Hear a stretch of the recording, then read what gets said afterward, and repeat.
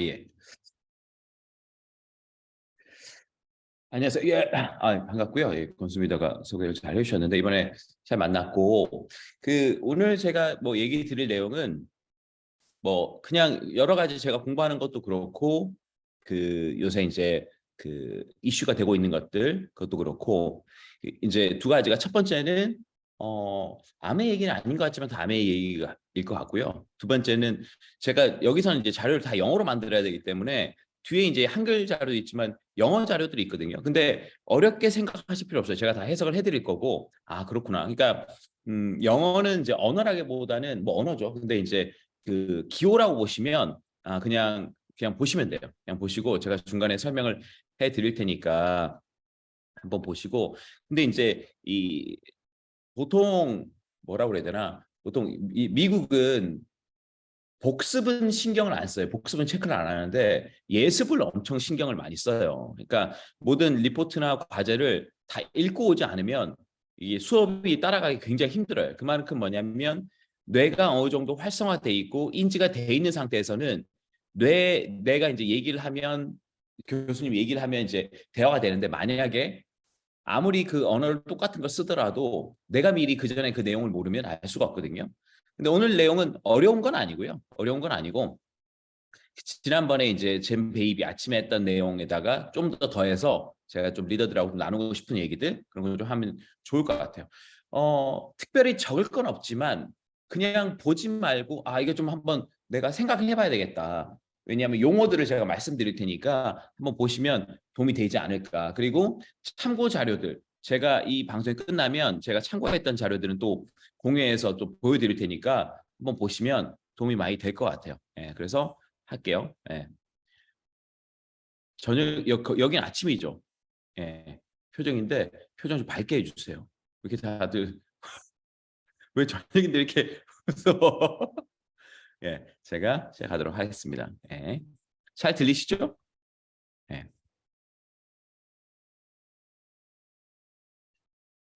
자, 제가 어, 비즈니스 인사이트 앤 오퍼튜니티라고 적었는데 이제 말 그대로 이제 인사이트라는 건 좀 인풋이 들어가야지 내가 새로운 생각을 하거든요. 인풋이 들어가야지. 잠깐만요. 잠깐만요. 오케이, 됐다. 네, 잘 보이시죠? 인풋이 들어가야지 잘 보이니까. 저는 얼마 전에 이제 권수미더랑 지금 3월 31일부터 4월 9일까지 얘네들 봄방학이에요. 그러니까 미국은 방학에 맞춰서 모든 어른들의 어떤 휴가가 결정되거든요. 방학에 맞춰서. 그래서 그때는 다 여행을 가는 시기예요. 그래서 저는 이제 여기 김현동 부장님이라고 아메 본사에 근무하신 분이 계신데 저한테 이제 한 달 전쯤인가 김현님 봄방학 때 뭐 하세요 그러신 거예요. 근데 저는 제가 방학이 아니기 때문에 애들이 봄방학인지는 몰랐어요. 애들이 봄방학인지는. 근데 어, 언제 방학이에요? 그러니까 알려주더라고. 왜냐하면 김현주 부장 아들이 사랑이보다 한 살이 많거든요. 그러니까 초등학교는 여긴 다 똑같이 방학이니까. 네. 그래서 그때 아틀란타를 간다고 그러시더라고. 그래서 저는 아틀란타 한 번도 안 가봤거든요. 그래서 이제 자유한테 처음 물어보니까 자유는 이제 뉴욕을 가고 싶다 그러는 거예요. 그래서 나도 뉴욕을 갈까? 이렇게 생각하고 있었는데 제가 이제 좀 알아보니까 아틀란타가 LA하고 뉴욕하고 그 다음으로 세 번째로 한국 사람들이 많이 사는 곳이 아틀란타예요. 그래서 거기 한인타운도 많고 한식당도 되게 많고 그런데 LA하고 뉴욕하고 다른 점 뭐냐면 LA하고 뉴욕은 구시가지가 많거든요. 그러니까 식당을 가더라도 카페를 가더라도 한인타운은 왠지 좀 오래된 한 80년대 90년대 이런 건데 아틀란타는 모던하다는 거예요. 그래서 뭐 아틀란타로 갈까 정하고 있었는데 그 뒤에 이제 어떻게 사랑이 오게 결정이 돼가지고 그러면 원수민 그럼 아틀란타에서 만나자 해가지고 아틀란타에서 만나게 된 거죠. 예. 근데 제가 가기 전에 저랑 이제 김현우 님 일정이 좀 다르기 때문에 그 일정을 좀 어떻게 해야 될까 하다가 제가 그걸 챗 GPT한테 물어봤어요. 어떻게 물어봤냐? I'm going to Atlanta for family trip. 나는 가족여행을 가려고 그런다. 아이티너리가 여행 일정이거든요. 3일 동안의 여행 일정 좀 짜져라. 근데 우리는 한국 사람이고 우리는 한국 식당을 좀 가고 싶어. 그리고 우리 애들은 어린데 얘들이 15, 11살, 7살이야 라고 딱 보냈어요. 그러면 어떻게 챗GPT가 얘기해 주냐면 얘는 늘 기분 좋게 얘기해줘요. 제가 상세히 설명해 드릴게요. 그러면서 첫째 날 아침은 이거 드시고요. 어디 가시고 점심은 어디서 먹고 오후는 어디 갔다가 저녁 이렇게 드세요. 둘째 날은 뭐 어디 갔다가 점심은 어디 먹고 근데 여기에 제가 원하는 니즈나 그런 것들이 다 들어 있어요. 이게 1, 2, 3, 2를 이렇게 다 짜놔요. 그럼 이제 코카콜라도 가시고요. 뭐 아쿠아리움도 가시고 툴루스에 가면 장수장이라는 것도 있는데 거기서 좀 드시고 뭐 여기 보면 다 나오거든요. 근데 이 놀라운 건 밑에 보면 regenerate response라고 이걸 한번 다시 치잖아요. 그럼 또 다르게 나와요. 아, 마음에 안 들어. 다시 그러면 다시 계속 나오는 거예요.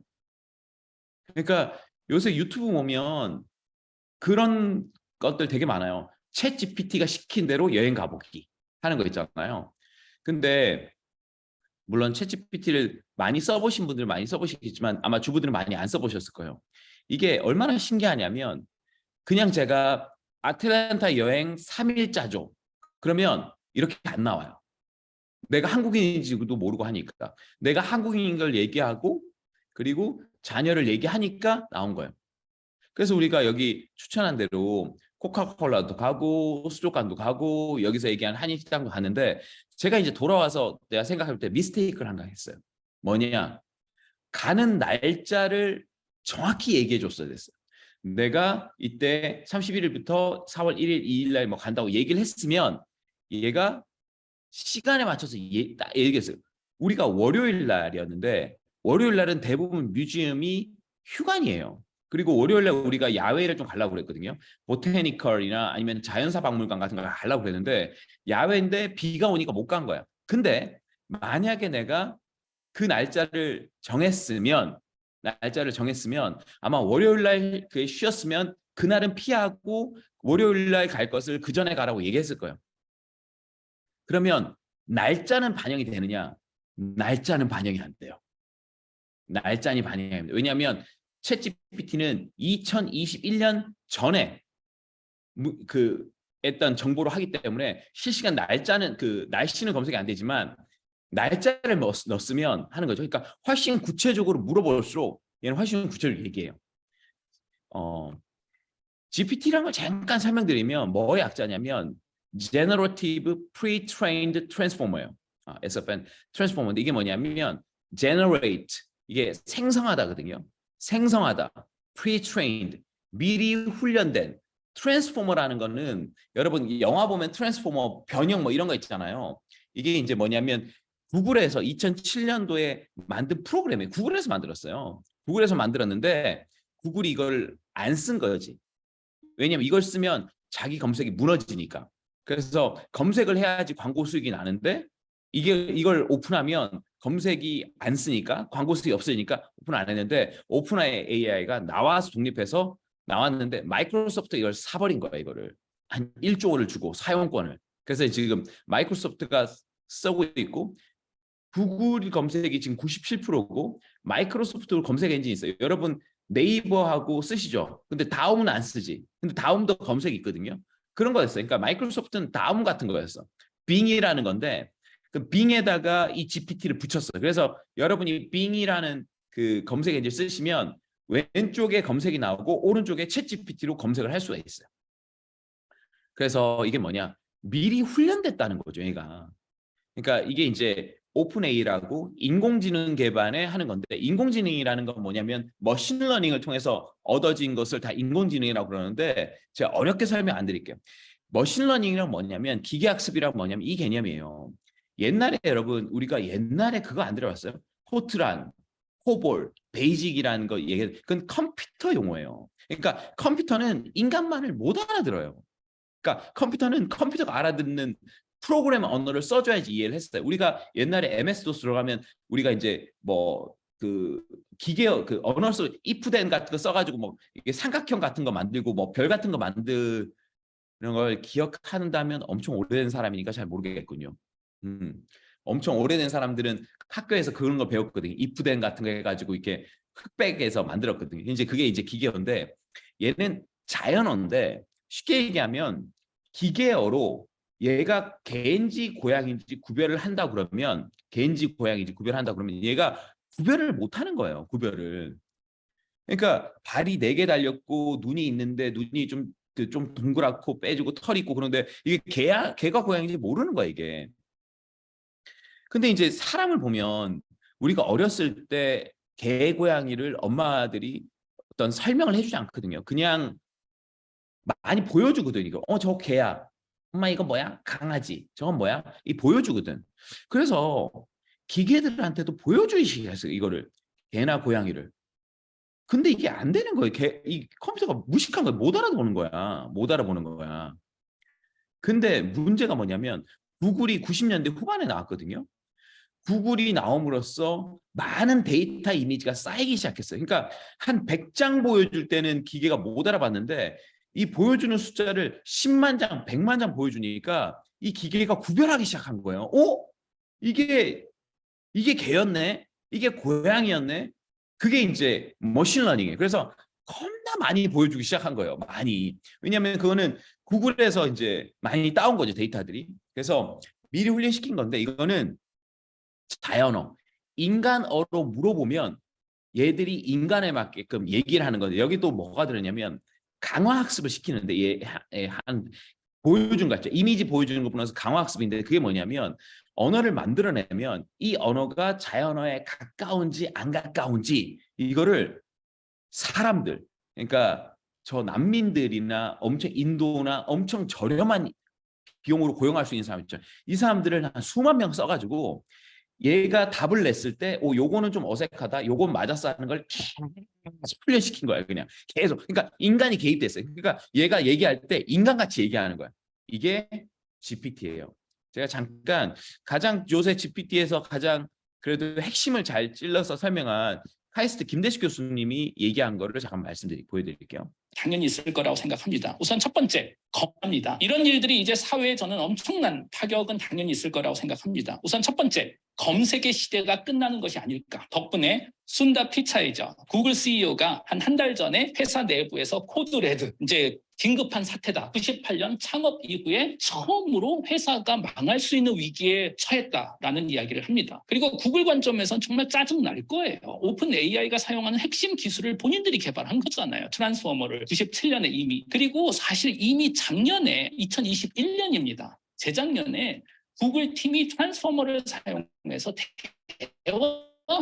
대화하는 AI를 개발했었어요. 람다라고 부르는. 람다를 끝까지 공개를 안 했습니다. 두세 가지 이유가 있을 텐데 우선 첫 번째는 람다 역시 이상한 스토리텔링을 하기 시작하고 두 번째 제가 들은 내부적으로 어마어마한 토론이 있었다라는 거예요. 그게 뭐냐면 구글 비즈니스 여러분들 다들 아시겠지만 구글의 핵심 비즈니스는 광고입니다. 매출이 90% 넘게 광고죠. 구글이 잘해주는 건 사람들이 질문을 했을 때 비슷한 질문을 한 사람들은 어떤 홈페이지를 방문했는지 그 확률 분포를 가지고 있는 거죠. 페이지 랭크라는 알고리즘으로 레리 페이지가 박사학위 시절에 개발한 덕분에 우리가 질문을 하면 퀴어리를 하면 링크를 찾아줍니다. 근데 링크가 하나는 아니죠. 수백 개의 링크를 보여주고 우리는 매번 들어가서 링크에 들어가서 내용을 우리가 확인을 해야 됩니다. 덕분에 검색의 시대는 클릭을 많이 해야 돼요. 계속 사이트를 방문하는. 그리고 기업들이 스폰서링을 한 광고들이 검색에서 위에 올라오기 시작하고 또 내가 클릭하는 것을 기반으로 나의 성향을 선호도를 분석해서 추천 알고리즘을 돌리고 광고를 띄울 수 있는 거죠. 덕분에 90% 이상의 매출이에요. 그런데 상상을 해보세요. 우리 사람이 소비자가 정말 원하는 건 링크가 아니에요. 우리는 내가 가진 질문에 대한 답을 원합니다. 그 답을 줄 수가 없으니까 그런 답을 찾았던 사람들이 방문했었던 링크를 자꾸만 보여주는 건데 챗GPT 같은 녀석이 대답을 해준다면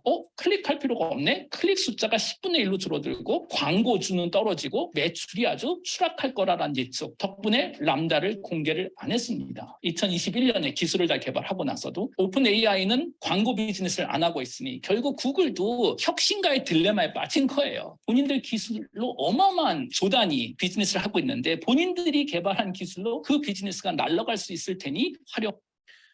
여러분 아셨죠? 그러니까 우리가 보면 이때까지 모든 IT는 광고란 말이에요. 광고. 네이버도 그렇고 구글도 그렇고 이 모든 IT 플랫폼 기본은 광고 기반이에요. 근데 챗 GPT는 광고를 보여주지 않아요. 그냥 내가 원하는 것을 물어보고 이걸 누가 제일 많이 활용을 하냐면 회사 직원들이나 대학생들이 많이 이용해요. 뭐냐면 이제 논문을 쓰거나 아니면 글을 쓰려고 그럴 때 이 라이팅은 미국 애들도 어렵거든요. 얘만큼 글을 잘 쓰는 도구는 없어요. 글을 엄청 잘 써요. 그리고 김현동 부장님도 이 보통 보고서 같은 거 쓰거나 할 때 이메일 같은 거 쓰잖아요. 챗GPT를 그냥 띄워놓고 쓴다는 거지. 그래서 그 부서 사람들이 놀란대요.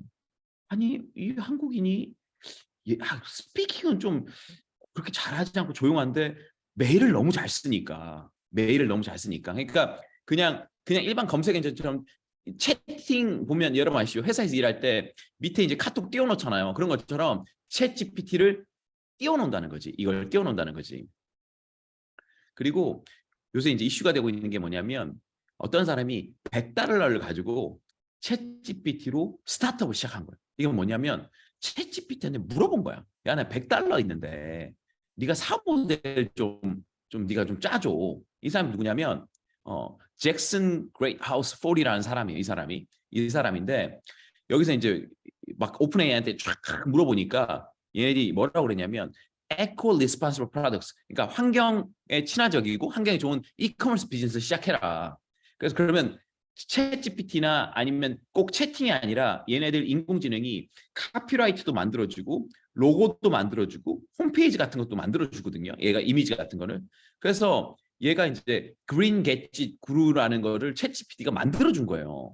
그래서 홈페이지 들어가면 이렇게 만들어주고 그 다음에 이런 제품을 팔도록 만들어준 거예요. 그래서 이 비즈니스가 되고 있어요. 그러니까 옛날에 사업을 한다는 거는 진짜 어려웠잖아요. 근데 내가 어떻게 물어보냐에 따라서 사업 모델도 설명해주고 그러면 이거를 가지고 어떻게 투자를 받을 수 있는지까지도 다 얘기를 해준다는 거지 얘가. 그러니까 지금 벤처 캐피탈리스트들도 아니 이게 사람이 만든 건지 아니 챗 GPT가 소개해서 만들어 건지 잘 모르겠다는 거. 왜냐하면 얘는 전 세계에 존재하는 수억만 장의 문건을 다 긁어가지고 이걸 할 수가 있거든요. 수억만 장 긁어가지고 얘기를 하기 때문에. 그래서 어떻게 보면 지금 검색의 시대가 끝났고 그러면 어떻게 질문을 하느냐. 챗 GPT는 그럼 누가 제일 활용을 잘하냐면 그 분야를 잘 알고 있는 사람이 제일 잘 활용을 합니다. 일반인들의 어떤 질문 수준보다는 전문가들이 질문하면 질문할수록 훨씬 더 원하는 답을 얻기 때문에 이런 큰 변화가 있는데 우리가 보면 그러면 기업들의 행동을 볼 필요가 있죠. 왜냐하면 우리들은 이런 거 뉴스나 보거나 유튜브 짤로 잠깐 보고 큰 변화 모르지만 기업들은 엄청 크게 느끼니까. 그럼 제가 이제 가장 최근에 본 우리나라 기업 중에 크게 움직임 보면 삼성이 반도체 클러스터에 300조를 투자한다고 기사 떴거든요. 지난달에 3월 16일 날 발표가 났는데 그럼 이 300조 투자가 뭘 의미하는지를 봐야 되죠. 300조. 우리가 300조가 이제 무슨 느낌이 안 오잖아요. 300조. 이게 뭐 어떤 돈인지.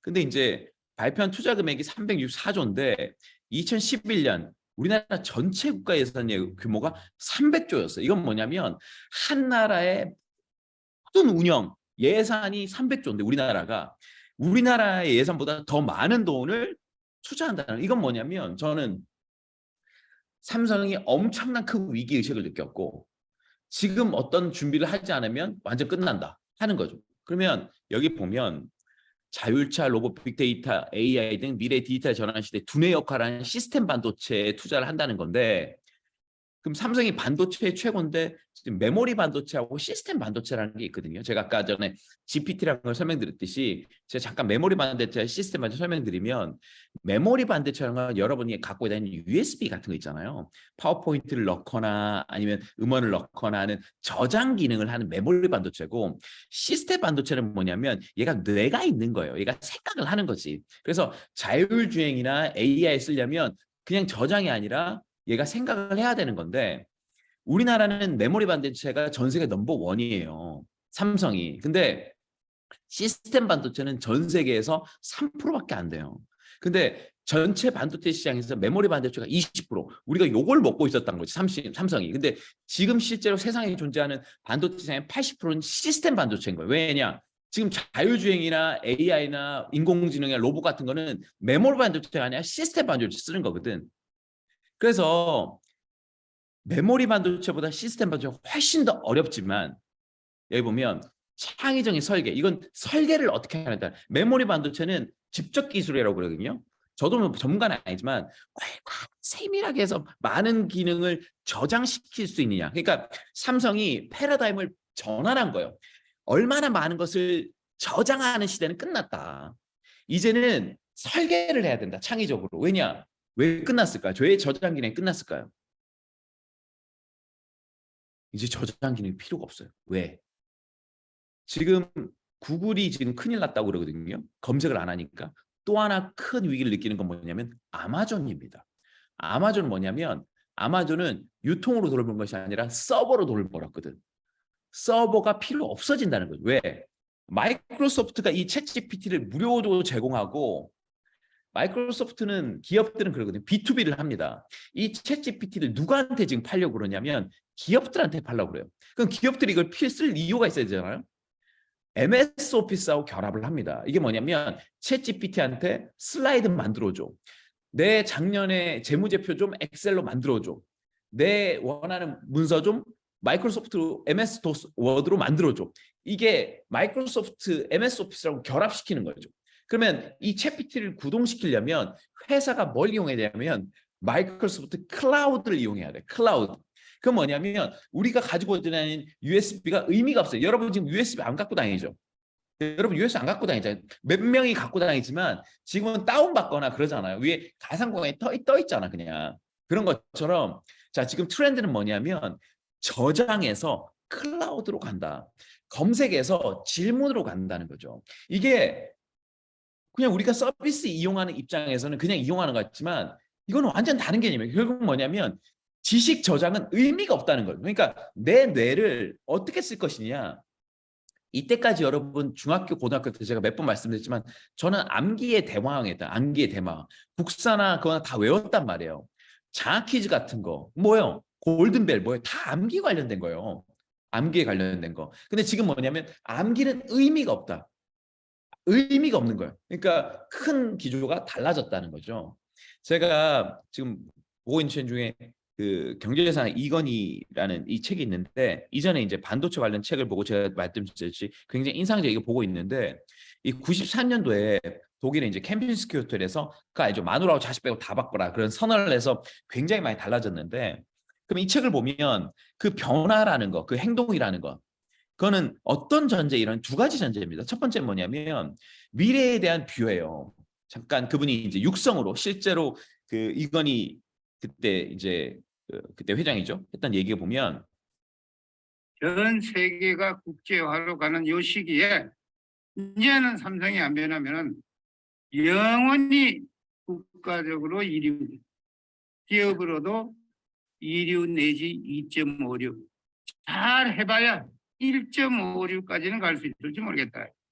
그러나 인류는 절대 내 말에 절대란 용어를 여간해서 잘 안 써요. 절대 안 된다니까. 지금 안 변하면. 그러니까 그 이건희 씨가 그 이병철 회장한테 회장을 물려받고 회사를 안 나왔어 5년간. 그래서 뭐 은둔의 후계자 이런 얘기 나왔는데 그럼 5년 동안 뭘 했냐? 이분은 생각밖에 안 한 거야. 생각밖에. 어떻게 할지. 그래서 확실하게 쫙 미래를 봤을 때 그때 나와서 얘기를 한 거죠. 그래서 그때 이제 두 가지인데 한 가지는 외부적 환경 변화를 본 거예요. 과거 500년 변화보다 최근 100년 변화가 더 심했고 그 100년보다는 지금부터 5년, 110년 동안 변화가 훨씬 심할 것이다. 만약 주머니에 넣고 다니는 개인용 컴퓨터, 휴대전화에 1기가 반도체가 들어간다면 이때 반도체는 메모리 반도체, 저장, 원자력 발전소 2개를 들고 다니는 거 똑같다. 이러한 변화를 구체적으로 이해하고 있는 사람은 적다. 중요한 것은 우리를 둘러싼 경영과 경제 상징들은 이 변화를 느끼고 거기에 적응하기 위해 초음속으로 변하고 있는데 삼성이 안 변하고 있으면 이 끝난다는 거지 그냥. 그러니까 그만큼 미래에 대한 통찰이 있었다는 거예요. 근데 이거를 지금으로 바꿔도 지난 10년의 변화보다 챗 GPT가 나오고 앞으로 3년, 5년의 변화가 훨씬 심하다는 거지. 사람들이 이제 검색을 쓰지 않고 챗 GPT를 쓰기 시작하면은 이거 완전 다른 세상이라는 거죠. 그러니까 요거에 대한 변화 플러스 하나가 뭐냐면 자기 반성이 있어야 돼요. 다른 행동을 하려면 내가 과연 어떤 상황인지. 이게 뭐냐면 삼성이 이 얘기를 합니다. 삼성전자는 3만 명이 만든 물건을 6천 명이 하루에 2만 번씩 고친다는 거지.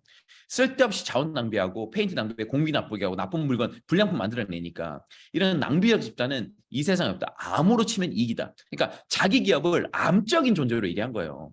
암적인. 삼성건설은 영양실조에 당뇨병과 겹쳐 있고 삼성종합화학은 태어날 때부터 잘못 태어났고 우리나라 유아산업엔 제대로 경영자도 없고 삼성물산은 삼성종합하고 삼성전자를 나눈 정도의 병이고 그리고 삼성상이 상당히 경영을 잘해온 것 같지만 엉터리 계약들 많고 삼성은 전체가 한마디로 중병에 걸려 있다. 그러니까 이 내부적인 성찰 우리 삼성은 거의 망했다 이거 썩었다 이거 그렇고 미래를 보니 이게 다르다는 거지. 그래서 이제 캠핑스키 호텔에 모든 임직원들 200명 불러서 한 거 아니에요. 그래서 그때 이제 변화를 했는데 저는 이제 여기서 말씀드리고 싶은 포인트가 뭐냐면 우리가 뭐 여러 가지 챗GPT나 여러 가지 변화이고 얘기를 하지만 사실 이 변화를 우리가 실제로 체감하기는 굉장히 어렵습니다. 왜냐하면 우리는 사용자지 이걸 만드는 사람 입장이 아니기 때문에 몰라요. 그냥 이런 거서 아 그렇구나. 신기하다. 재밌네. 이런 거니까. 하지만 세상은 굉장히 빠르게 변하고 있고 두 번째는 뭐냐면 그럼 우리가 변화할 수 있는 또 하나의 원동력은 뭐냐면 아주 객관적이고 구체적이고 신랄한 자기 반성과 자기 점검인데 이것도 어렵다는 거죠 그냥. 왜냐 우리가 우리 자신을 스스로 보기가 굉장히 어렵거든요. 굉장히 어려워요. 왜냐하면 나한테 직언을 해줄 사람도 없고 나의 상황을 모니터해 줄 사람도 없고 내가 나를 평가할 실력도 없기 때문에 그냥 가는 거야 그냥. 그래서 변화에 성공한 사람 변화 없다는 거죠. 그러면 이런 두 가지 외부적인 전략과 변화도 알고 내 정찰을 하려면 그것을 캐치할 수 있는 환경이 있어야 된다는 거예요. 그게 핵심이에요. 그게 핵심. 지금 뭔가 행동을 하기 전에. 그래서 저는 그것이 되게 지금 필요한 시기다. 또 한 사람. 그렇다면 우리는 어떤 변화를 해야 되고 그럼 어떻게 경쟁을 가져야 될까? 우리가 또 한 명 한국에 또 이건희 씨가 있다면 전 세계에 이제 이분이 있잖아요. 스티브 잡스가 있잖아요. 전 이분은 기술 얘기는 오늘 얘기 안 할게. 애플 얘기하는 게 아니라 잠깐 스토리 얘기해 주면 1985년도에 이 스티브 잡스가 회사를 떠나죠. 펩시콜라 CEO인 존 스컬리가 와가지고 그래서 이제 언제 복귀하냐면 97년도에 복귀합니다. 그래서 이제 애플 신화를 만드는 거죠. 아이폰, 아이패드 만들면서. 근데 여러분 보세요. 스티브 잡스가 사생활을 했다는 거 다 알죠. 입양됐다는 거 알죠. 그래서 쫓겨났다는 거 알죠. 회사에서 쫓겨나서 복귀했다는 거 알죠. 어떻게 우리는 이 CEO에 대해서 이렇게 잘 알고 있을까? 어떻게? 다른 CEO들은 잘 모르는데 그 내용을. 여러분이 알고 있는 CEO 중에 가장 많이 알고 있는 사람이 이 스티브 잡스일 거예요. 물론 스탠포드 연설에서 자기 스토리를 얘기해서 알겠지만 어떻게 알까? 보시면 저는 발견한 거죠. 스티브 잡스가 뭘 알았냐면 지금 전 세계에서 주가 시가총액 가장 높은 기업은 애플입니다. 우리나라 모든 기업을 다 팔아도 애플을 못 사요. 자, 여러분 픽사 아시죠? 픽사는 1986년도 스티브 잡스가 85년도에 나가서 86년도에 나가서 첫 번째 산 회사가 픽사예요. 만든 회사. 픽사라는 회사 아시죠? 애니메이션 만든 회사. 이 회사는 원래 루카스 필름의 특수효과 애니메이션 부서에 있었던 부서예요. 근데 이거를 스티브 잡스 사온 거야. 그러면 루카스는 이걸 왜 팔았을까? 루카스가 그때 이혼 소송 중이라 가지고 그 위자료를 내야 되는데 현금이 없어가지고 회사 2개를 팔아야 됐대요. 근데 내가 볼 때 스타워즈나 이런 루카스 필름 같은 핵심 기술은 말고 이 특수 효과는 좀 팔아도 됐다고 생각한 거지. 그래서 스티브 잡스 판 거예요. 그래서 이제 픽사에서 이제 대표적인 게 애니메이션이 여러분 이거잖아요. 토이 스토리, 벅스 라이프, 그다음에 니모를 찾아서, 그다음에 이제 몬스터 주식회사 거잖아요. 근데 이 스티브 잡스의 전기를 보면 토이 스토리가 몇 년도에 나왔냐면 1995년도에 나옵니다. 1995년도. 95년에 나와서 95년, 96년도엔 전 세계가 토이 스토리로 완전 끝나요. 스티브 잡스가 85년 쫓겨나서 이 픽사를 만들면서 이 토이 스토리가 하는 거 보고 스티븐스가 깨달은 바가 있어요. 깨달은 바가 아주 크게 통찰력. 결국 사람들은 기술이고 나발이고 모른다. 스티븐스가 그런 얘기 했잖아요. 당신이 그 사람들에게 뭔가를 보여줄 때까지는 그들은 뭘 원하는지 모른다는 얘기를 스티브 잡스가 한 거예요. 뭐냐면 결국 스토리라는 거죠.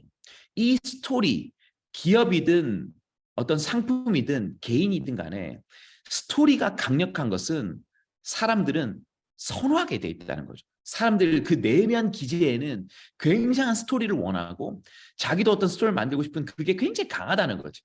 그래서 그때부터 스티브 잡스는 자기 스토리를 알리기 시작합니다. 전 세계. 그래서 전 세계인들이 스티브 잡스 스토리를 알게 된 거예요. 이 토이 스토리를 인사이트 받았어요. 그래서 와, 내 스토리는 경쟁력이 있다. 어떻게 자기가 만든 회사에 쫓겨나서 복귀를 하냐. 이 자신감으로 97년도를 한 거예요. 그래서 픽사가 가지고 있는 스토리를 만드는 방법이 있어요. 제가 이걸 어디서 배웠냐면 우리가 광고 수업 듣잖아요. 그러면 셀프 나레이티브, 자기 스토리를 만드는 훈련을 해요. 그때 이제 참고로 하는 것이 뭐냐면 픽사의 22 Rules of Storytelling이에요.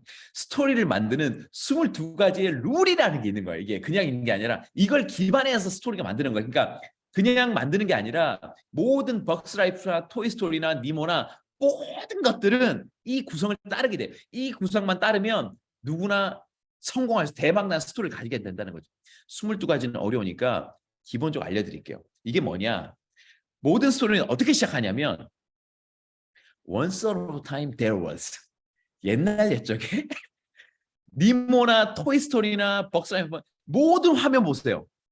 그냥 평안한 바다가 있거나, 토이스토리는 애들이 뭐 장난감, Once upon a time 시작합니다. 그부터 everyday 뭐 평안했어요.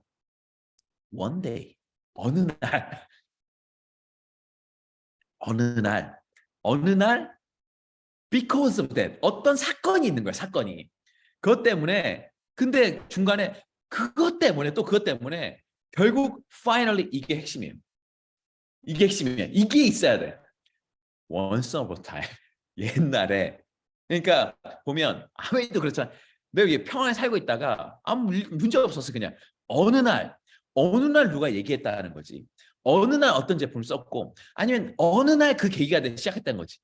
근데 because of that, 그것 때문에 그렇잖아요. 저도 스토리를 보면, 제 스토리를 곰곰이 보면, 저는 이걸 의식한 건 아니었지만, 이걸 알고 한 건 아니었지만, 어느 날 다이아몬드 라스베가스 초대하는 얘기를 들었고, 그것 때문에 결혼도 하게 됐고, 그것 때문에 에메랄드 다이아몬드 도전을 하게 됐고, 이게 있다는 거지. 이게 있는 사람들이 결국 성공을 하더라. 성공이란 건 뭐냐면 자기 내면에 설계하고 있는 그 스토리를 완성시켜가는 과정이라는 거예요. 근데 평범한 사람들은 이게 없다라는 거. 이게 없다는 거. 그냥 산다는 거지. 그냥 남의 스토리를 즐기면서. 그러니까 그렇잖아요. 그러니까 이게 이제 핵심이라는 거죠. 그래서 보면 제가 이제 가진 스토리 라인을 이제 조니를 보면 여러분 아시겠지만, 많이 들어보시 알게, 저 이제 학교 졸업하고 BMW 들어갔다가 뭐 부자빠가 이제 얘기해가지고 LG 들어갔다가 이제 아메 시작한 거 아닙니까? 이렇게. 그래서 제가 아메 시작할 때 봤던 어느 날 이런 책들을 보게 된 거 아니에요. 내가 보게 되잖아요. 전혀 관심이 없다. 엄마가 얘기한 거 관심 없다가 이 접속의 시대라는 걸 본 거예요. The Age of Access. 제널 리프킨 교수가 이제는 내가 소유하는 것은 의미가 없다. 어떤 네트워크에 접속해서 그걸 레버리지 할 것이냐. 리치데드, 이 푸어데드 보면서 결국 인플로이야, 셀프 인플로이, 자영업이나 전문직 해봤자 너는 못 된다. 결국 시스템에 운영을 할 수 있는 그걸 가지라는 거예요. 그리고 그러면 내가 어떤 걸 할 수 있을까? 난 돈이 없는데 그때 이제 리치 디버스 이 리치 회장이 쓴 컴패션 캐피탈을 보고 아니 이런 개념으로 샘플 회사 누구나 쓸 수 있는 제품으로 어떤 네트워크를 만들 수 있다면 알아봐야 되겠네 해서 제가 이제 아메이를 시작하게 된 거잖아요. 이렇게 아메이 비즈니스 오너로. 그리고 아메이로 트리플 다이아몬드 어느 정도 됐을 때 제가 이제 책이란 것도 썼고 나를 바꾸자는 탁월로 바이가 어떻게 보면 나를 바꾸자는 그 스토리 라인을 쓴 거지. 내가 이제 어떻게 시작했고 했는지.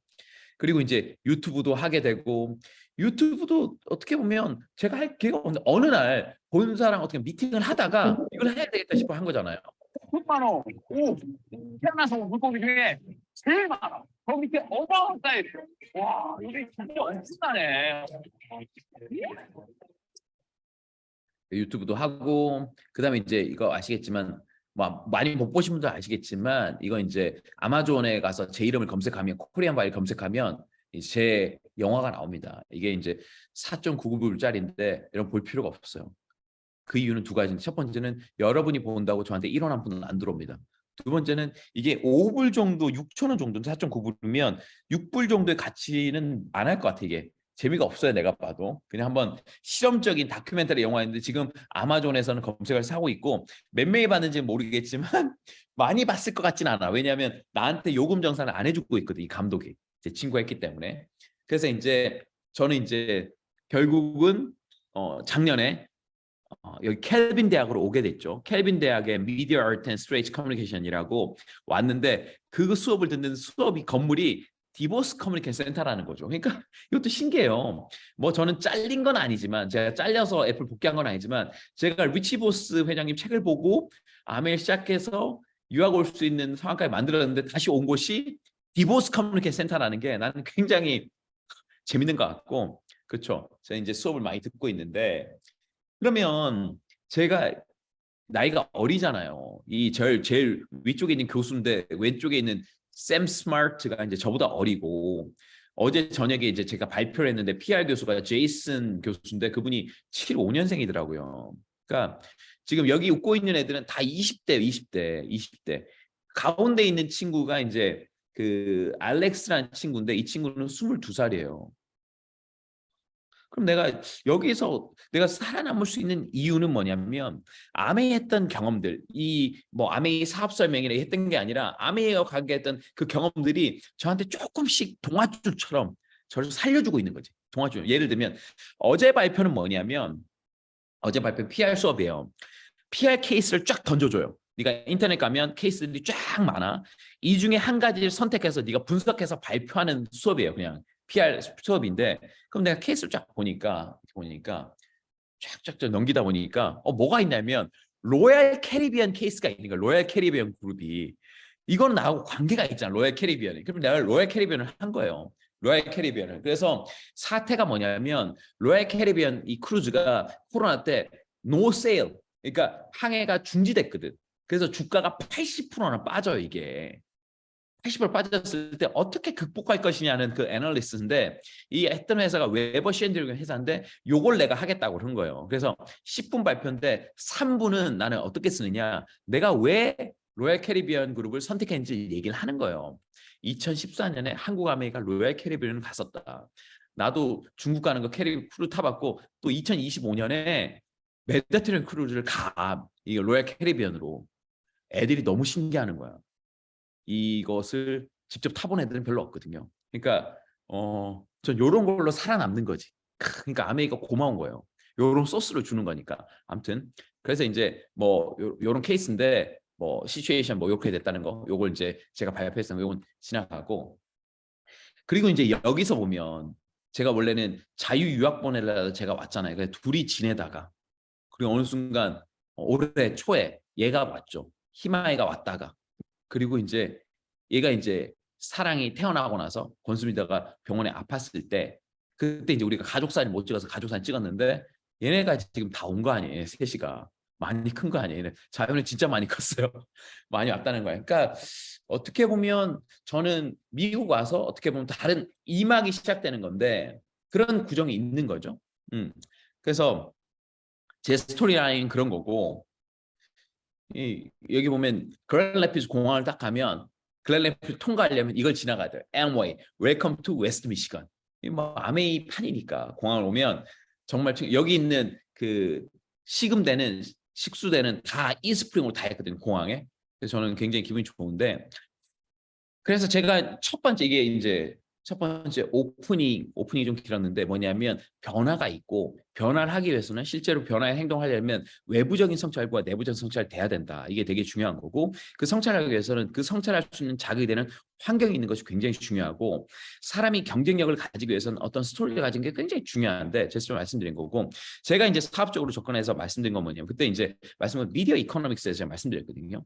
미디어 이코노믹스는 뭐냐면 미디어에 관련된 경제학인데 이 이코노믹스를 보면 결국 우리가 생활하는 속에서 돈이 어떻게 벌리고 하는 건데 미디어에 관련된 것만 하는 거예요. 예를 들면 위키피디아에 미디어 이코노믹스 쓰면 이렇게 나오는데 어렵습니다. 근데 이제 챗GPT에 또 미디어 이코노믹스를 쓰면 얘가 또 친절하게 설명을 해줘요. 그냥. 그러니까 저도 웬만한 건 지금은 챗GPT에 다 물어보는 것 같아. 챗GPT에.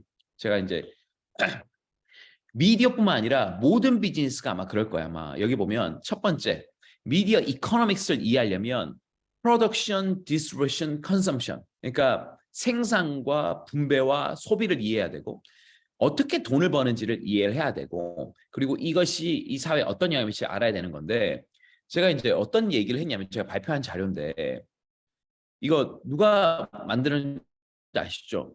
이거 그 괴물인데 미국에서는 더 호스거든요. 이게 설국열차인데 이건 스노우피어스고 옥자인데 이 봉준호 감독이 만들었단 말이에요. 봉준호 감독이. 근데 이제 이슈가 됐던 건 뭐냐면 이 옥자죠, 옥자인데 이게 넷플릭스에 바로 개봉했다는 이유 하나만으로 극장에서 상영을 안 했어요. 왜냐하면 롯데하고 메가박스와 CGV가 거부를 했거든.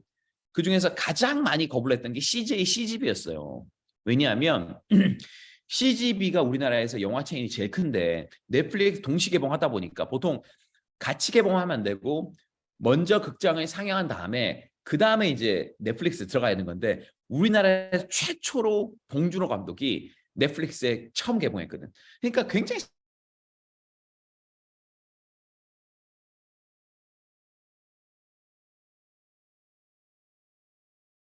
성이에요, 여러분. 여러분 지금 거의 뭐 이제 극장에 개봉 안 하고 넷플릭스 뭐니 합니다. 왜냐면 글로벌로 나갈 수 있으니까. 근데 그때는 야 미쳤어? 어떻게 극장에 개봉을 안 하고 넷플릭스 뭐니 할 수 있어? 그래서 CJ가 엄청 싫어했단 말이에요, 봉준호 감독. 근데 2년 뒤에 2019년에 어떤 영화가 나왔냐?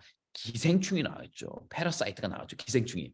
그래서 이것을 골든글러브 사관왕 했는데 여기서 가장 많은 지원을 한 게 또 CJ였어요. 이 앞에 이제 CJ 이미경 회장인데 CJ가 이제 골든글로에서 많은 PR도 알렸거든요. 그러니까 결국은 2년 전에 옥자 나왔을 때는 봉준호 감독과 CJ가 엄청 사이가 나빴는데 2년이 지나니까 CJ가 가장 한 거죠. 그건 뭐냐면 컨텐츠의 힘이에요. 봉준호 감독이 머릿속에 알고 있는 이 스토리의 힘, 이 패러사이 이 스토리가 배급사고 뭐 상관이 없는 거야 그냥. 몰라 난 이거 그냥 할 거야. 그러니까 끝난 거지. 뭐 미국도 뭐 이런 이슈가 있어가지고 이 트롤이라는 영화를 유니버설 픽처즈에서 넷플릭스 개봉했는데 이 AMC가 싫어했다는 거. 근데 사실 지금 보면 넷플릭스에서 보는 거 따로 있고 영화에서 보는 거 따로 있거든요. 아바타는 무조건 이제 극장에서 봐야 되는 거니까. 그래서 이제 소비자의 선택이 있는 거죠. 제가 이제 돈을 얘기하면 어떻게 이제 미디어 컴퍼니가 돈을 벌 것인가? 미디어 컴퍼니가 우리가 미디어라고 그러면 우리가 접하는 모든 그런 소비인데 보면 첫 번째는 파는 거죠. 예전에는 파는 거였어요. 책을 팔고 뉴스를 팔고 매거진 팔고 비디오를 팔고 미디어 파는 건데 지금은 거기가 뭐냐면 구독 모델로 갔죠. 서브스크립션으로. 우리가 웹툰을 구독하고 넷플릭스 구독하고 하는 구독 모델로 갔고 중간에 광고 끼워먹는 거. 요 세 가지가 돈을 버는 거예요. 근데 기업이 돈을 번다고 그러면 와닿지가 않아. 내가 그 기업을 갖고 있지 않았기 때문에. 근데 내가 얼마를 쓰는지를 보면 얘 기업들이 얼마나 돈을 버는지를 알 수가 있어요. 그래서 제가 이거를 발표할 때 한번 내가 계산을 해본 거예요. 내가 미국에 와서 쓰는 돈들이 있잖아요. 여기 방값도 내야 되고 기름값도 내야 되고 차도 사야 되고 생필품도 쓰잖아요. 그러면 미디어에 드는 돈이 얼마일까? 미디어에 쓰는 돈이 보면 계산을 해봤어요. 첫 번째 넷플릭스에 제가 매달 15.49불을 씁니다. 구독해서 보니까 두 번째는 유튜브 프리미엄. 저는 광고 보기 싫으니까 유튜브 프리미엄에 9.99불을 써요. 그리고 엑스피니티라고 인터넷이거든요. 여기 인터넷. 그리고 케이블 TV 결합. 이게 110불이에요. 그러니까 여러분 한국 KT나 여러분이 쓰는 내부 인터넷 있잖아요. 그건 저렴한데 미국은 비싸요. 제가 이거 그 케이블 TV랑 결합 모델을 샀거든요. 왜냐하면 미국에 왔으니까 영어를 좀 공부해야 돼. 그래서 매일 케이블 TV를 봐야 되는 거 싶어서 샀는데 케이블 TV를 별로 안 봐요, 내가. TV 볼 시간이 별로 없어. 그래서 원래는 한 80불이었는데 30불을 내가 더 내고 있단 말이에요. 그것 때문에. 그래서 내가 엑스피니티에 전화하니까 이게 이제 1년이 지나야지 바꿔준대, 이게. 그럼 내가 떠나는데 아무튼 110불 쓰고 있어요. 민트 모바일은 미국 핸드폰 쓰는 거고, 애플 40불이라는 건 제가 미국 오기 전에 핸드폰 하나 더 샀는데 할부금이 아직 덜 빠져가지고 매달 40불 나가고 있는 거고, 롱블랙이라고 제가 이제 모바일 매거진 구독하는 거 5불 나가고, 닌텐도 게임 39불인데 제가 한 달에 한 번 정도 애들한테 새로운 게임을 사주겠다고 그랬거든요. 그게 한 30~40불이어서 39불 넣었고, 그다음에 북스, 제가 미국에서 아마 책도 사지만 한국에서 그 구입하는 게 있거든요. 알라딘을 구입하면 DHL로 보내줘요. 그래서 제가 계산해 보니까 매달 미디어에 쓰는 돈이 한 300불에 350불 사이예요, 이게. 그러니까 매달 300불을 쓴다는 거예요. 그래서 한 30만에서 40만 원을 미디어에 쓰는 거예요. 나만 이렇게 쓰고 또 한국에 있는 집은 건수면 이렇게 쓰겠죠. 한국의 KT도 보고 한국의 핸드폰도 쓰고 한국에 쓰겠지, 그냥. 그래서 제가 많은 돈을 쓰고 있는 거예요. 그러니까 이걸 계산해 보니까 이 300불을 제가 인덱스 펀드에 한번 투자를 한다고 봤을 때, 인베스트먼트에 매달 300불을 넣는 거예요. 컨트리뷰션 어마운트 300불, monthly 매달. 기간은 거치게 한 30년. 이율은 10%로. 아니, 은행 이자율 지금 마이너스인데 이 10%는 뭐냐? 평균적으로 스탠다드 포어스 500라고 미국에서 우량규 500개 기업을 나눈 인덱스 펀드가 있거든요. 여기 평균 수익률은 11.4%에서 11.5%예요. 그래서 여기 넣는다 그러면 기본 10%를 본다고 그러면 맞거든요. 그러면 내가 30년 동안 TV를 넷플릭스 계속 볼 거니까, 핸드폰을 계속 쓸 거니까, 그러면 그 돈이 얼마냐? 61만 분입니다. 우리나라 돈으로 7억이에요. 7억. 30년 동안 내가 7억을 쓰는 거예요, 여기다가. 그럼 만약에 10년을 더해서 40년 동안 내가 본다고 그러면 166만 불. 우리나라 돈으로 한 20억을 쓰는 거예요. 20억을. 만약에 내가 넷플릭스 안 보고 핸드폰 안 써. 그러니까 그 돈을 내가 인덱스 펀드에 묵잖아요. 그럼 40년 지나면 난 20억을 받는 거예요. 건수미들까지 안 쓴다고 그러면 한 30억에서 40억. 우리 애들까지 안 쓴다고 하면 50억. 50억을 우리 40년 뒤에 받는 거야, 그냥. 그러면 40년 뒤면 제가 44시니까 84시면 84 정도에 50억 정도 번다고 그러면 대단한 거잖아요. 거꾸로 역환산은 뭐냐면 우리가 그만큼 많은 돈을 매달 쓰고 있는 거예요. 그만큼 많은 돈을. 그러면 우리가 이 미디어의 돈을 안 쓸 수 있냐? 안 쓸 수 없죠.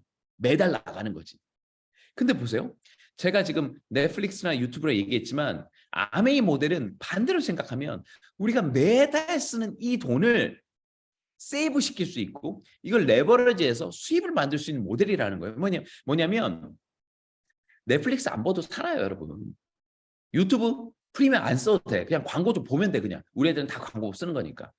굳이 안 봐도 돼. 롱블랙 안 봐도 되지, 뭐. 그렇게 책 안 봐도 되지. 도서관에서 빌려보면 되는 건데. 그런 거요. 근데 여러분 양치 안 하고 못 살잖아요. 샴푸 한 통 못 쓰잖아요. 제가 여기서 설거지를 이제 많이 한단 말이에요. 아니, 디시 잡스가 어떻게 그렇게 많이 쓰이나. 저는 세제를 안 썼단 말이에요. 제 스스로 빨래를 안 했기 때문에. 여기 오면 빨래를 하루에 2번씩 돌려요. 애들이 옷을 그렇게 많이 빨았어, 그냥. 세제가 많이 나가는 거예요, 진짜. 아니, 세제가 생필품 맞았네. 빨래하고 설거지하고, 그렇죠? 그다음에 뭐 나가는 것들, 이게 많이 나가는 거예요. 이야, 진짜 아메이가 많네. 매달 나가는 이 생필품 비용을 포인트를 줘서 이걸 캐시백으로 주고, 내가 쓴 것뿐만 아니라 이거는 저만 300불 넣었을 때 하는 얘기잖아요. 근데 여러분이 치약 샴푸 세제 쓰고, 여러분 엄마가 샴푸 치약 세제 쓰고, 여러분 친구가 샴푸 치약 샴푸 쓰고, 여러분 아는 대부분 친구들이 넷플릭스 다 볼 겁니다. 여러분 친구들이 넷플릭스 보는 그 돈을 15불, 한 10,000원, 20,000원 하는 돈을 여러분이 어떻게 할 수가 없어요. 넷플릭스 다 보러 가는 거야. 근데 여러분 친구들이 샴푸 쓰고 치약 쓰고 샴푸 쓰고 하는 비타민 먹고 하는 이 모든 돈을 여러분이 레버리지해서 여러분 친구들고 여러분 부모님들고 여러분도 그렇고 그 부자가 될 수 있다는 거예요. 그게 매달 쓰니까. 그래서 미디어 이코노믹스가 아니라 데일리 프로덕트 이코노믹스로 바꾸면 이게 어마어마한 거예요. 매달 쓰고 있죠. 너 치약 쓰지 않니? 샴푸 쓰지 않니? 세제 쓰지 않니? 휴지 쓰지 않니? 비타민 같은 거 먹지 않니? 간장, 쌈장, 된장고추장 먹지 않니? 정수리 쓰지 않니? 렌탈료 나가지 않니? 그 돈을 한 20만, 30만, 40만 원 돈을 포인트로 잡아서 캐시백으로 주고, 이 인덱스 펀드라는 것은 제가 중간에 못 쓴단 말이에요. 매달 그냥 나가서 연말에 40년이나 찾을 수 있단 말이에요. 근데 아메이는 기가 막힌 게 매달 정산해서 주는 거야. 그리고 이 자산 가치도 있고, 그러니까 기가 막힌 거죠. 기가 막힌 거야. 그리고 이 시장 구조가 모노폴리라고 독점이라는 거죠. 그러니까 그 시장에 공급적 한 명이야. 미국도 그렇거든요. 천연가스라든지 전기라든지 물 같은 건 독점이에요. 올리고폴리라는 건 과점인데 몇몇 회사들이 그 시장을 다 먹고 있는 거죠. 예를 들면 항공사나 아니면 자동차 산업이나 아니면 통신산업 몇몇 회사 하는 거잖아요. 여러분 친구 중에 자동차 회사 한 사람 없잖아요.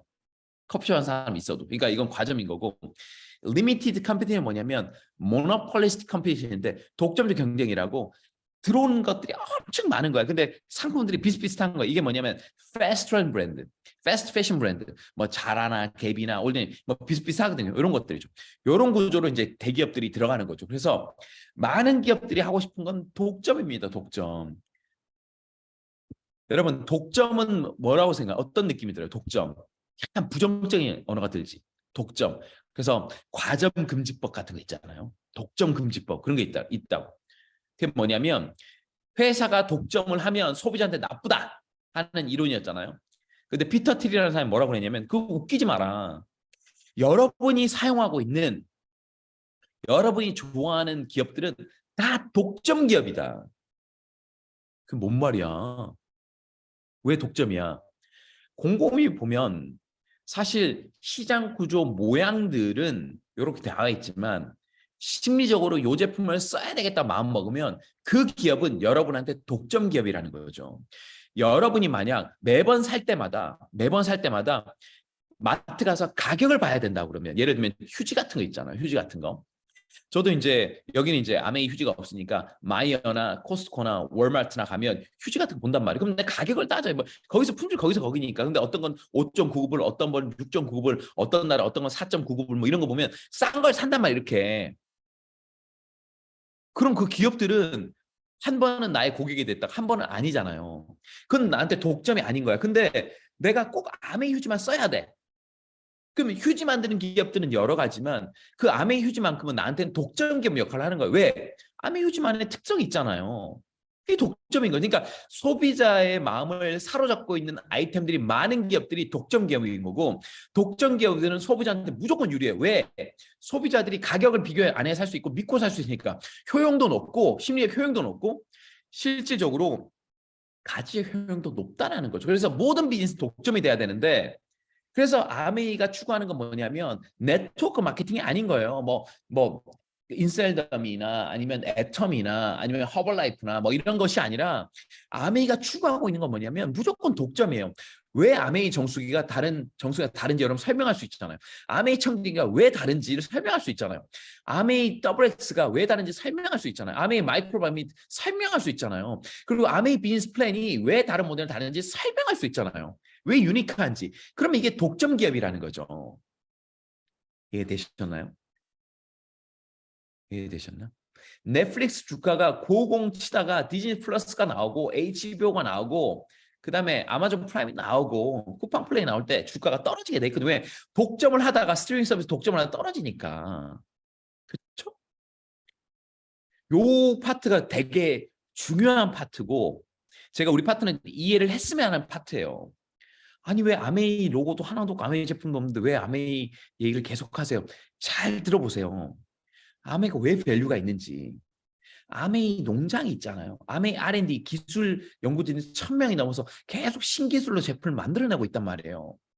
그렇다면 그 종목 하나는 치약을 만드는 회사는 되게 많아서 치약 만드는 회사는 과점인 것 같지만 아메이 치약은 유니크하단 말이에요. 여러분이 이걸 독점으로 설명할 수 있을수록 여러분 사업 경쟁력은 커진다는 거예요. 근데 그 독점을 어떻게 설명해야 될까? 이 모노폴리를 스토리로 설명하는 거죠. 나의 경험담과 아메이 제품이 만들어진 스토리, 아메이 정수기 여러분 사용 경험담과 아메이 제품 스토리, 아메이 플랜은 여러분의 어떤 경험담과 여러 스토리로 설명하는 거죠. CEO들은 많지만 애플 같은 CEO는 없거든요. 그래서 아메이 비즈니스는 복점 기업입니다. 모노폴입니다. 가격 경쟁을 하지 않아요.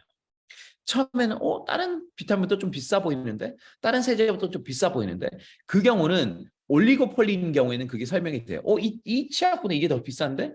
하지만 여러분이 그걸 스토리를 넣어서 모노폴리를 올려버리면 더 이상 가격 경쟁이 하지 않고 유니크해진다는 거죠. 그래서 사실 이 많은 기업들, 지금 미디어 기업들은 독점을 하려고 모든 기업들 인수합병 다 하고 있거든요. 하지만 이 기업들은 뭐냐면 스토리로 하는 것이 아니라 그냥 규모의 경제로 많은 회사들 다 먹는 거죠. 여러분 디즈니 아시죠? 디즈니. 디즈니가 픽사 샀잖아. 2006년도에. 마블도 샀어요. 그리고 루카스필름 샀고 3년 전에 가장 큰 딜 21세기 폭스사를 71조 71 빌리언 우리나라 돈 90조 원을 산 거예요. 그래서 디즈니는 월트 디즈니는 계열사가 이렇게 많아요. 이렇게 많아. 뉴스도 디즈니, 스포츠도 디즈니, 마벨도 디즈니, 여러분 뭐 토르, 아이언맨도 다 디즈니, 루카스, 여러분 스타워즈도 디즈니, 다 디즈니예요. 디즈니.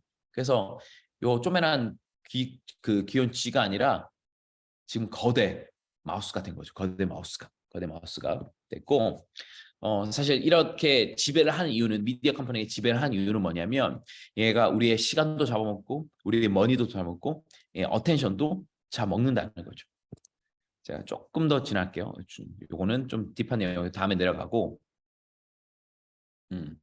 이 글로벌 마켓플레이스에 말씀드리면 미디어도 그런데 여러분 옛날에 여러분 요 기억나세요?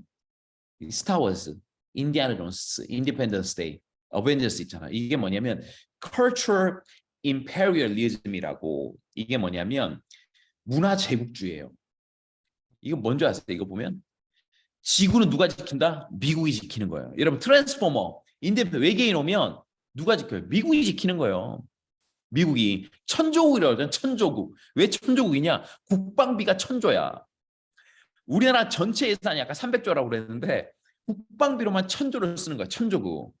그러니까 이걸 보면 뭐냐면 야 미국이 빅브라더가 되는 거죠. 우린 이런 영향을 받기 때문에 우리를 지켜줄 거는 미국밖에 없어.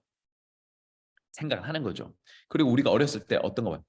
여러분 이거 다 기억나시나요? 맥가이버, 전격 제트 작전, 에어울프, V특공대. 내가 V특공대를 보고 이거 다이애나가 이 껍질 쫙 벗기면 파충류 나오잖아요. 제가 중학교 1학년 때까지 김을 못 먹었다는 거 아닙니까? 김을. 왜 그 파충류가 징그러워서. 에이트공대도 그렇고 레밍턴 스틸도 그렇고. 우리가 어렸을 때 이 드라마를 보고 컸어요. 이 드라마를. 그러니까 우리 머릿속에는 미국 드라마를 계속 보고 튼 거야. 보세요. 열을 지으면 보물이 나온다고 했잖아. 어디 있어? 빨간 수정. 아까 첫 문제 있던 거? 스케이크의 둘째 줄이 뭐였지? 헤카테스가 하늘을 달린다. 그렇다면 저 행성만으로 보물을 찾을 수 없어요. 뭔가 더 있어요. 대체 헤카테가 뭐야? 밤의 악마. 우리 마차를 타고 달렸잖아. 제가 이거를 미국 애들 보여주니까 애들이 엄청 놀라는 거야. 엄청. 걔네들은 외국 배우가 한국말 하는 걸 처음 봤거든. 그러니까 뭐냐면 더빙을 한 거잖아. 성우들이 더빙을 한 거잖아. 우린 옛날에 난 이거 보고 야 외국 사람들 한국말 잘한다 했는데 이게 성우를 한 거잖아요. 더빙을. 그러니까 우리는 외국 사람들이 한국말 하는 걸 보고 컸다고 이게. 이게 이제 cultural imperialism인 거예요. 근데 여러분 이게 바뀌고 있죠.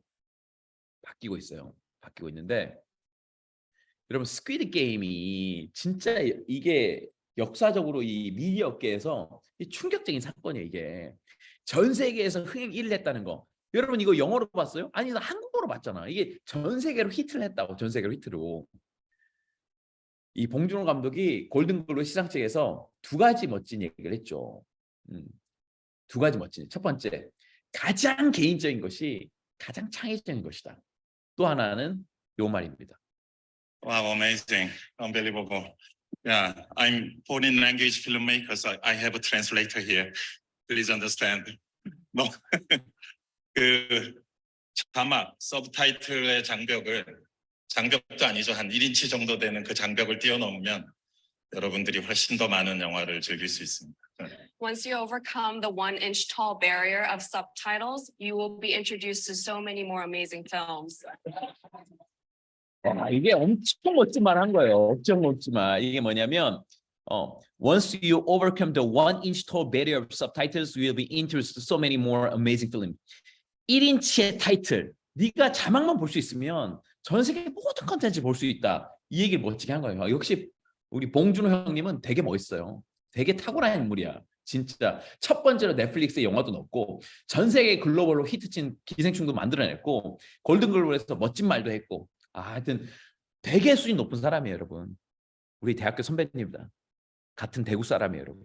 대구 사람이 가끔 괜찮은 사람이 나와요. 가끔. 봉준호 감독 대구 사람인데 아무튼 그래서 이제 피지컬 백이라든지 여기 보면 From Squid Game and Physical Back 이게 이제 외국에서 이제 분석한 건데 K-pop, BTS Translation is central to tectonic shift in global cultural consumption.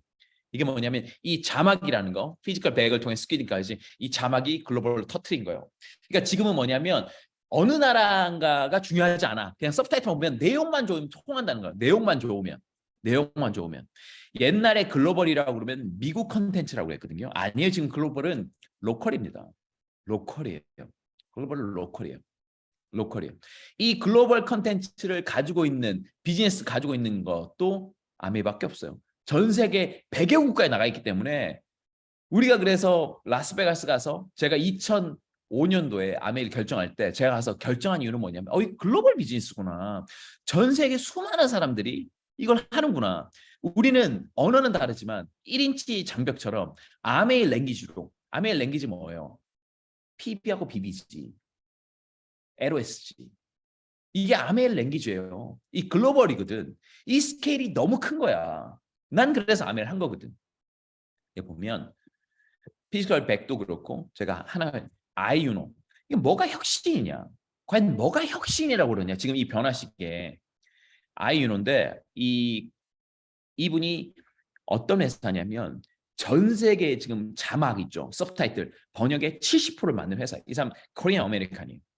maybe technological or realistic constraints, but I think the key success to optimism is those repeated small successes. The more confidence and smaller successes enable you to build that resilience. So through challenges, maybe you become more optimistic. Yeah, my name is David Lee. I'm the CEO and founder of Ayuno. We are by far the largest media localization company in the world with the boom of video streaming services that went global. It's not just a translation that we do. Through this localization, we need to make the viewers laugh, cry, or even scream. It's really the recreation of the emotions, the context. We work with Netflix, Amazon, Disney, Viacom, Sony Pictures, HBO, and we, on an annual basis, produce around 600,000 running time hours of localization services per year.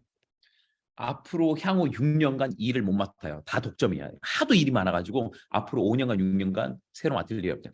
제가 뭐라고 말씀드리냐면 localization, 그러니까 translation. 우리가 보면 외국말을 번역한다고 그러죠. translator, 번역 통역이라는 얘기를 했잖아요. 그런데 아이유노가 성공했던 이유는 통역을 했던 게 아니에요. 번역을 했던 게 아니에요.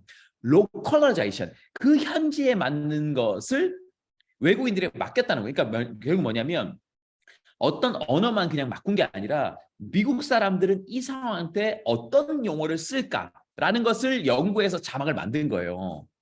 그러니까 그거를 그대로 번역하면 예를 들면 제가 옛날에 기억나는 게 제가 학원 다닐 때 왜 한국 사람 소설이 노벨 문학상을 못 받을까?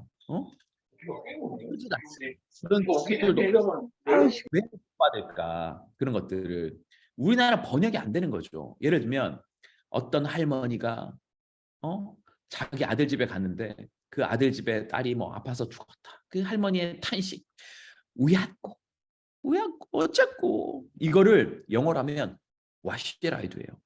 와시라이드. 너무 안 와닿잖아. 그래서 이거는 번역인 거고 로컬라이제이션은 다르게 표현하는 거죠. 그래서 이노베이션은 뭐냐면 자기가 하는 일을 단순히 트랜슬레이션으로 했다면 트랜슬레이션 잘하는 회사는 되게 많다는 거죠. 그러면 내가 경쟁에 들어갈 수밖에 없는데 로컬라이제이션, 그 나라의 특성에 맞는 것을 가장 잘 번역한다, 가장 잘 표현한다. 이거는 우리 경쟁에 성공한 거예요. 그래서 제가 아이유노 잠깐 비디오 그 회사 그 메시지를 하는 보여드릴 텐데 영어로 나올 건데 한번 잠깐 보세요. 핵심 메시지 뒤에 있으니까. In media and entertainment, these stories are leading us to a new era of film and television. An era where movies and shows provide a personalized experience for viewers around the world. INOSDI can guide you to that future, so you can deliver authentic stories, capture the diversities in every language and culture, and unite the world with your storytelling. With our collective 70 years of experience as the leading localization partner, top language specialists, and in-house teams across 34 countries, and state-of-the-art AI translation technologies, we are accomplishing the work that will enrich people's lives forever. We are delivering engaging stories to audiences in an entirely new way. We are breaking language barriers and disrupting legacy business models. We are leading the innovation of global storytelling.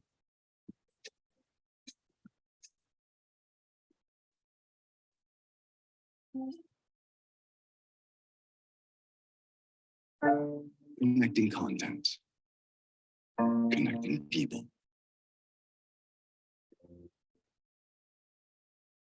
와, 저는 이거 보고 엄청 놀랐거든요. 와, 대단하다. 진짜 대단하다. 이 CEO 진짜 대단하다. 뭐냐면 connect content, connect people. 아이유노는 일감을 받아서 통역하는 회사가 아니었어요. 이 사람들은 전 세계에 존재하는 모든 스토리를 여러 사람들 알림으로써 이 지구를 연결시키는 역할을 한다고 생각한 거야, 아이유노가. 그래서 이 CEO가 대단히 멋진 사람인 거예요. 데이비드 리가. 그냥 통역회사였으면 기술에 다 뺏겨요, 일을. 왜냐면 번역하면 돌리면 되는 거예요. 아까 ChatGPT처럼. 하지만 업을 다시 해석한 거죠. 우리는 번역회사가 아니야. 전 세계에 존재하는 스토리들을 그 현지의 느낌 맞게 로컬라이제이션해서 이걸 사람들한테 알린다. 왜냐? 한국 사람이 태국 얘기를 들어야 태국 사람은 저를 이해할 수 있지. 한국 사람이 노르웨이 얘기를 들어야지 노르웨이 사람이 잘 이해할 수 있지. 그럼 어떻게 되냐? 이해도가 높아지면 enrich people's life. 우리 삶의 효용이 높아진다는 거죠. 그러기 위해서는 전 지구상의 스토리들이 필요한데 이걸 배리어가 랭귀지인데 그걸 내가 브레이크 하겠다는 거죠. 굉장히 멋진 회사예요, 아이유는. 굉장히 멋진 회사. 그래서 혁신은 뭐냐? 우리가 챗GPT나 뭐 반도체 같은 못 만들어 우리는 그런 것들을. 하지만 내가 하고 있는 업의 본질을 재정의해서 과연 내가 하고 있는 아메이가 어떤 일인가? 이게 단순히 물건을 좀 사람들한테 얘기하는 건가? 아니면 사람들 뭐 이렇게 해서 뭐 이렇게 뭐 가입시켜서 만드는 건가? 저도 옛날에 이 사업하면서 어려움 엄마한테 막 화낸 적이 있거든요. 막 엄마 나는 뭐 사람 찾아다니는 하이에나 같아요. 결국은 뭐 디치버스 책 보고 뭐 더불어 사는 자본주의는 결국은 이제 월말에 마감하는 거였네. 그 몇백만 편이 내가 맞추는 일이었네. 뭐 이런 생각을 내가 많이 했거든. 근데 시간이 지나서 이렇게 보다 보니 저는 이게 다른 일이었어요. 이게 어떻게 보면 제가 처음에 리치버스 회장이 만나서 제가 결혼도 여기서 하게 되고 다이아몬드 도전하게 되고 중간에 글로벌 리더 되고 책도 쓰고 유튜브 내고 뭐 여러 가지 하면서 지금 여기까지 왔는데 결국 제가 정리한 건 뭐냐면 제 이야기를 사람들이 좋아하거든요. 사람들은 꼭 제가 암에 했었던 얘기뿐만 아니라 제가 만들어낸 얘기들, 그런 얘기들 사람들이 다 관심 있어 한다는 거죠. 얘기들이. 그러니까 저는 이 아메이 비즈니스가 스토리를 만드는 얘기인 것 같아요. 그러니까 어떻게 보면 이런 사진들이 수백 장 있거든요.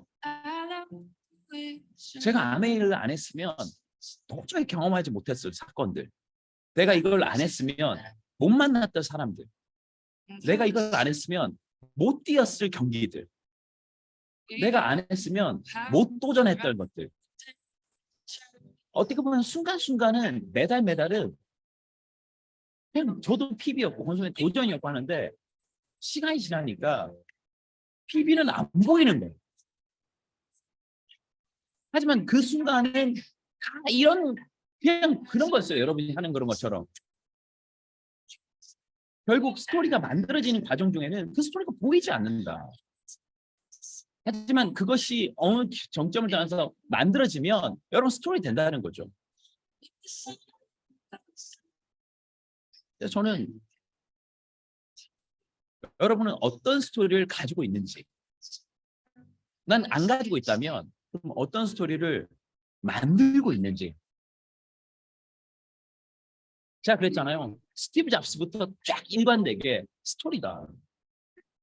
이 아이유노도 스토리다. 스토리들은 우리 삶뿐만 아니라 우리의 어떤 스토리들은 다른 사람에 영향을 미치고 그 사람들의 삶을 풍요롭게 만들 수 있다는 거죠. 여러분의 스토리가, 여러분 아메의 스토리가. 어떻게 보면 제가 여기 애들이랑 같이 있지만 얘네들한테 내가 해주고 싶은 것도 자유가 오고 희망이가 오고 사례로 왔는데 이 세 명과 같이 사는 이 스토리들, 그러니까 저는 얘네들한테도 선물은 에듀케이션이 아니라 큐레이션인 거예요. 얘들에게 어떤 미국 교육을 시켰다 그런 것이 아니라 이 조합으로 얘네들에게 유니크한 스토리 가이드라인을 좀 해주고 싶다. 그게 저의 이제 꼴인 거죠. 그리고 경영학자 구루 세스 고든이 그랬습니다. 사람들은 상품과 서비스 하는 게 아니라 여러분의 관계와 스토리를 산다. 여러분 매직을 산다는 거죠. 어떻게 보면 제가 이제 쭉 얘기했지만 말씀드렸지만 결국은 아메이는 여러분 매직 스토리를 완성시키는 과정이 아닐까 저는 그렇게 생각합니다. 예. 저는 오늘 여기까지 할게요. 예. 오늘 엄청난 몰입감과 집중력으로 정말 새로운 스토리를 만들어내고 계신 김민기 리더님의 우리 사업 설명을 들어봤습니다. 거의 우리 변화되는 이 기술과 정보와 또 이런 스토리들에 대한 얘기였지만 우리가 그런 갖고 있다는 게 너무나 감사한 시간인 것 같아요. 우리가 어떤 걸로 스토리를 만들 수 있는 건지, 누군가의 기회를 주고 또 우리 삶을 바꿀 수 있는 사업이 있다는 게 저는 또 이 해석을 듣고 굉장히 감사하다는 생각이 들었거든요. 우리가 독보적인 이 비즈니스를 한다는 게 여러분들한테는 어떤 의미이신지, 오늘 우리 아침에도 굉장히 프로모션이 있었지만 우린 계속 뭔가 제품을 셀링하는 비즈니스가 아니라 그 정말 독보적인 이 제품을 갖고 어떤 스토리를 만들어가고 꿈꾸는지 정말 오늘 큰 의미 있는 그런 시간으로 마무리하시길 바라고요. 저희는 일요일 저녁 젠 베이직에 다시 만나 뵙도록 하겠습니다. 오늘 미팅 마치도록 할게요. 감사합니다. 감사합니다. 감사합니다.